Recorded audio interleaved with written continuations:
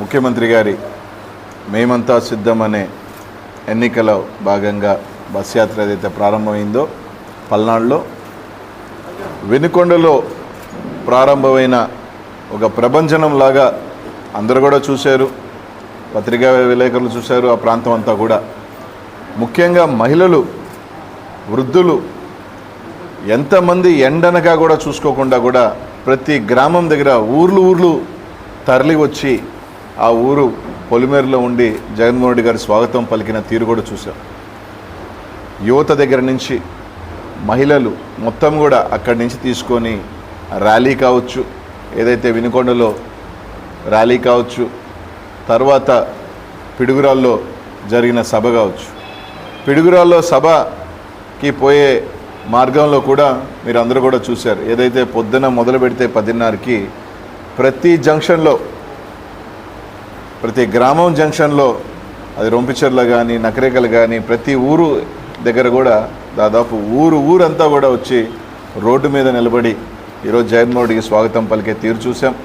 సభకి పోయే పరిస్థితుల్లో కూడా ఎక్కడా కూడా కనీసం టైం కూడా లేకుండా అంత తాకిడిలో కూడా అడ్డుపడి, బస్సుకు అడ్డుపడి ప్రజలందరూ కూడా అన్నీ కూడా చూసామంటేనే 2019 మరోసారి రిపీట్ కాబోతూ ఉంది. జగన్మోహన్ రెడ్డి గారు ముఖ్యమంత్రిగా ఏదైతే 2019లో ఇచ్చిన ప్రజల తీర్పు 2024లో కూడా రిపీట్ కాబోతూ ఉందని చెప్పి ఈరోజు సంకేతాలు స్పష్టంగా వస్తూ ఉన్నాయి. నిన్న రాత్రి చూసాం గుంటూరులో వర్షంలో కూడా ఆ సభ ఎంత పెద్ద ఎత్తున సక్సెస్ అయిందో కూడా తీరు చూస్తే తప్పకుండా మళ్ళీ 151 సీట్ల పైగా ఈరోజు జగన్మోహన్ రెడ్డి గారు సాధిస్తూ ఉన్నారని చెప్పేదానికి ఇంతకన్నా పెద్ద సంకేతం లేదు. ఎందుకంటే మేము చెప్పేది కాదు, వారం క్రితం ఆయన సత్తెనపల్లిలో చంద్రబాబు నాయుడు గారు సత్తెనపల్లిలో సభ చూసాం, పెదకూరుపాడులో కూడా సభ చూసాం. ఇదే సత్తెనపల్లిలో నిన్న దాదాపు 10:30కి మొదలు పెడితే 3 గంటల దాకా మండు టెండలో వేలాది మందిగా రోడ్లెక్కి జగన్మోహన్ రెడ్డి గారికి మద్దతు పలుకుతూ స్వాగతం పలికిన తీరు కూడా నిన్న సత్తెనపల్లి వీధుల్లో, టౌన్లో కూడా చూసాం. కాబట్టి ఈరోజు స్పష్టంగా ప్రజా తీర్పు, ముఖ్యంగా మహిళలు కానీ యువత కానీ అందరం కూడా జగన్మోహన్ రెడ్డి గారిని మరోసారి ముఖ్యమంత్రి చేసుకుందామని స్పష్టంగా ఆ కూటమిని నమ్మే పరిస్థితిలో ప్రజలు లేరు. మళ్ళీ కూడా ఏదైతే జగన్మోహన్ రెడ్డి గారు మాట ఇస్తే తప్పని నాయకుడిగా ఈ 5 సంవత్సరాల పాటు తన పరిపాలన మళ్ళీ మాకు కావాలి, జగన్మోహన్ రెడ్డి గారే కావాలి అనే నిదానంతో ఈరోజు ప్రజలు ముందుకు వస్తూ ఉన్నారని చెప్పి ఈరోజు తెలియజేస్తూ ఉన్నాం. ఈరోజు అందరూ కూడా ఒకటి స్పష్టంగా ఆలోచన చేయాలి. ప్రతి ఒక్కరు కూడా ఈ రాష్ట్రంలో ఏదైతే ఇచ్చిన మాట ఇందాక చెప్పినట్టుగా, మా శాసనసభ్యులు చెప్పినట్టుగా 4 సంవత్సరాల 11 నెలలు వాలంటీర్లు దొంగలు అన్నాడు, మూటలు మోసేవాళ్ళు అన్నారు, ఆడపిల్లల్ని ఎత్తుకుపోయేవాళ్ళు అన్నారు, రకరకాల మాట్లాడిన వీళ్ళు ఏదైతే పెన్షన్ని వాలంటీర్లు కాదు అధికారుల చేత ఇవ్వాలని చెప్పిన తర్వాత వాలంటీర్ వ్యవస్థ జగన్మోహన్ రెడ్డి గారు తీసుకొచ్చిన వ్యవస్థ ఏ విధంగా పటిష్టంగా పనిచేస్తుంది, దానివల్ల ఎంతమంది ప్రజలు సంతోషంగా ఉన్నారు, ఆ ఇబ్బందులు కేవలం 10 రోజుల్లోనే ఈ రాష్ట్ర ప్రజలందరికీ తెలిసే తలికే. ఒక్కసారి ఉలిక్కిపడి చంద్రబాబు నాయుడు గారు ఆయన మళ్ళీ లోపల ఉన్న అబద్ధాల కోణం తీసి నేను 5,000 కాదు 10,000 ఇస్తాను అని చెప్పే పరిస్థితి వచ్చిందంటే ఈరోజు ఎంత భయం జగన్మోహన్ రెడ్డి గారి పరిపాలన, జగన్మోహన్ రెడ్డి గారు ఏ విధంగా ప్రజల్లోకి నాటుకోపోయి ఉన్నాడని చెప్పేదానికి కేవలం ఇది ఒక చిన్న ఉదాహరణ మాత్రమే. కాబట్టి ఈరోజు రాష్ట్రంలో ఎక్కడికి పోయినా ఈరోజు ప్రజలు స్వచ్ఛంగా వచ్చి ఈరోజు ఊర్లు అసలు ఏ విధంగా జగన్మోహన్ రెడ్డి గారు దిగి ప్రతి ఒక్కరిని కూడా బాగలేని వాళ్ళ గారి నుంచి ఎవరైనా వచ్చినా కూడా దిగి పలకరిస్తూ వాళ్ళని ఏమైనా అక్కడికక్కడికే స్పాట్ చేసే తీరు కూడా ఈరోజు ప్రజలందరూ కూడా గమనిస్తూ ఉన్నారు. ఈరోజు ఆ కూటమిని నమ్మే పరిస్థితి లేదు. 2019 మళ్ళీ ఈ రాష్ట్రంలో రిపీట్ అవ్వబోతూ ఉందని చెప్పి ఈరోజు తెలియజేస్తూ ఉన్నాం.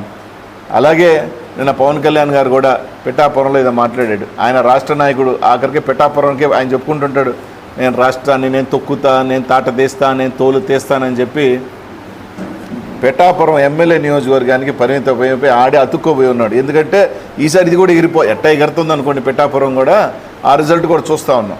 అది వదిలేసి ఆయన తీసుకుంది 21 సీటు.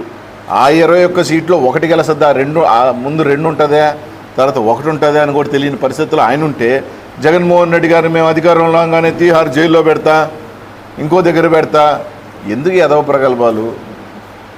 దేనికని? జైలు కాదు కదా, జగన్మోహన్ రెడ్డి 2030 అరిసి 5 సంవత్సరాలు గింజుకున్నారు.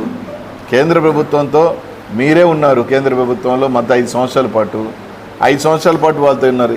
ఏం పీకారు? ఏమీ పీకలేకపోయారు. ఈరోజు వచ్చి నేను ఆయన్ని పెడతా, ఈయన్ని పెడతా యదవ ప్రగల్భాలు, సినిమా డైలాగులు మాని ప్రజలు సినిమా డైలాగులు నమ్మే పరిస్థితిలో లేరు. ప్రజలు స్పష్టంగా ఈరోజు తీర్పు ఇవ్వబోతున్నారు. పల్నాడు జిల్లాలో 7 నియోజకవర్గాలు గెలవబోతా ఉన్నాం. తప్పకుండా 7 శాసనసభ స్థానాలు, ఒక పార్లమెంట్ స్థానం కూడా తప్పకుండా గెలవబోతా ఉన్నాం. మంచి మెజారిటీతో మా శాసనసభ్యులు కానీ పార్లమెంట్ కూడా గెలవబోతా ఉన్నాం. దీనికి ఈ పల్నాడులో జరిగిన సభలు, ర్యాలీలు, స్పందన మేము చెప్పేది కాదు. 11 గంటలు, 12 గంటలు, 1 గంటకి 3-4 గంటలు జగన్మోహన్ రెడ్డి గారు 11 గంటలకు వస్తారనుకుంటే 2 గంటలకు వచ్చే పరిస్థితి ఉన్నా కూడా ఎండలో నిలబడి ముసలి వాళ్ళు, మహిళలు ఆయన్ని చూడాలా, ఆయన్ని రిసీవ్ చేసుకోవాలా. వాళ్ళ మద్దతు, జగన్మోహన్ రెడ్డి గారు చేసిన 5 సంవత్సరాల సంక్షేమం, జగన్మోహన్ రెడ్డి గారు నేరుగా ఎక్కడ ఎవరు మధ్యలో దళారుల వ్యవస్థ లేకుండా ఇచ్చిన సంక్షేమం, దానికి మద్దతుగా మాకు అండగా ఉన్న జగనన్నకి మేము అండగా ఉండాలి అనే వచ్చిన తీరు ఈరోజు ఎన్నికల్లో ఈ ర్యాలీల్లో కానీ ఈ స్పందన చూస్తూ ఉన్నామని చెప్పి తెలియజేసుకుంటూ ఈరోజు స్పష్టమైన తీర్పు రాబోతూ ఉంది. ఆఖరికి జనాలు లేక ఆ సభలు విలవలాడుతుంటే జనాలు తాకిడి తట్టుకోలేక ఈ సభలు కానీ ఈ బస్ యాత్ర కానీ జరుగుతూ ఉందని చెప్పి తెలియజేసుకుంటూ ఈ కార్యక్రమాలకు సంబంధించి ఏదైతే వినుకొండ కానీ, పిడుగురాలు కానీ, మధ్యలో కానీ, సత్తెనపల్లి కానీ ఈ కార్యక్రమాలు అన్ని నియోజకవర్గాలు సమష్టిగా నాయకత్వం కానీ కార్యకర్తలు ఏదైతే భుజాన్ని వేసుకొని ఈ కార్యక్రమాన్ని విజయవంతం చేసిన ప్రతి ఒక్కరికి, అలాగే పల్నాడు ప్రాంత ప్రజలందరికీ కూడా ధన్యవాదాలు తెలియజేసుకుంటూ మీ ఆశీస్సులు, మీ దీవెనలు ఇలాగే జగన్మోహన్ రెడ్డి గారికి, ఎంపీగా మాకు, మా 7 మంది శాసనసభ్యులకి ఇదే మీ ఆశీస్సులు ఇవ్వాలని, రేపు రాబోయే ఎన్నికల్లో తప్పకుండా మంచి మెజారిటీ ఇచ్చి తప్పకుండా అదే జగన్మోహన్ రెడ్డి గారు మళ్ళీ సంక్షేమ పరిపాలన, అభివృద్ధి పరిపాలన రావాలని చెప్పి మనస్ఫూర్తిగా కోరుకుంటాం.